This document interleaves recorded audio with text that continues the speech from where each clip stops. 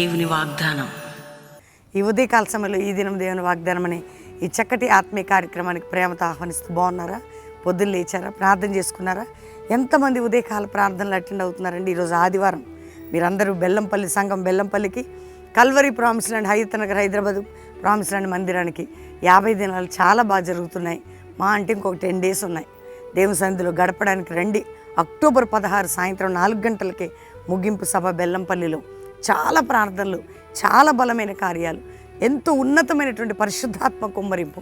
మీ జీవితాలని దేవుడు ప్రేమించి ఆశీర్వదించబోతున్నాడు. ఈరోజు చక్కటి వాగ్దానం చదవక ముందు ఇంకా రక్షణ లేని బిడ్డలుంటే ఇదే రక్షణ దినం. మీ హృదయాన్ని ఏసుకివ్వండి, మీ జీవితాలు క్రీస్తును ఆహ్వానించండి. మేమందరం మీ కొరకు ప్రార్థన చేస్తున్నాం, ప్రభు కృప ఉజ్జీవం లేవాలని. కాబట్టి ఒక్క మాట నేను చదువుతున్నాను. మరి 146 కీర్తన 8వ వచనం. గుడ్డివారికి యెహోవా గుడ్డివారి కన్నులు తెరవ చేయవాడు, యెహోవా కృంగిన వారిని లేవనెత్తువాడు. కృంగిన వారిని అంటే చూడండి, గుడ్డివారంటే ఇహలోక సంబంధమైన గుడ్డితనం, ఆత్మ సంబంధమైన గుడ్డితనం.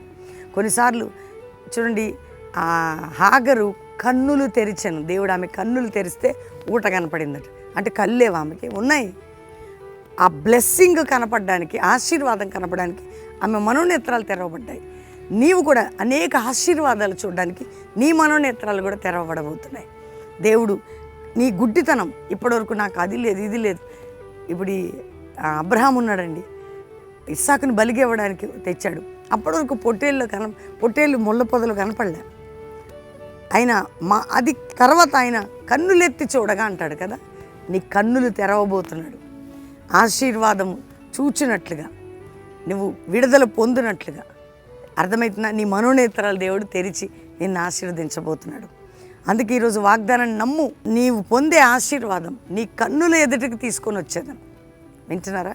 నువ్వు పొందే ఆశీర్వాదం నీ కళ్ళ ముందుకి, నీ కన్నుల ఎదుట కనబడబోతుంది.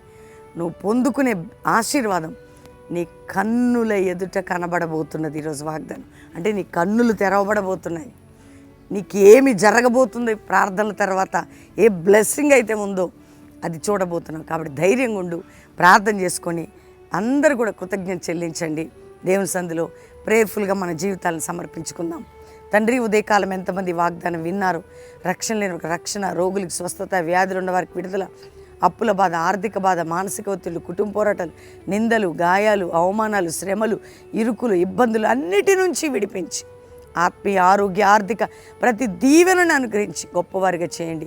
ఏ దేశంలో ఉన్నా విడిపించండి, ఏ రాష్ట్రాల్లో ఉన్నా విడిపించండి నాయన. ఇదేనా కార్యక్రమాల్లో వారికి తోడుగుండి, మ్యారేజ్ డే, బర్త్డే బిడ్డలను బ్లెస్ చేస్తూ అనేక కన్నులు తెరవబడి వారి ఆశీర్వాదం పొందుట కృప దయచేయమని, కల్వరి మినిస్ట్రీ కూడా అట్టి కృప కలుగును గాకని యేసు నామములో అడుగుచున్నాం తండ్రి, ఆమెన్. నీ కన్నులు తెరవజేసే గొప్ప బ్లెస్సింగ్ చూస్తావు ఈ 50 దినాల్లో. 50 దినాల తర్వాత అక్టోబర్ 16 ముగింపు సభ. రండి మీ కుటుంబాలుగా. దేవుని దీవెనలు, దేవుని ఆశీర్వాదాలు, దేవుని కృపలు మెండుగా పొందబోతున్నారు. మీ అందరి గురించి మేము ప్రార్థిస్తున్నాం. అందరు సిద్ధపడండి. God bless you. ప్రైజ్.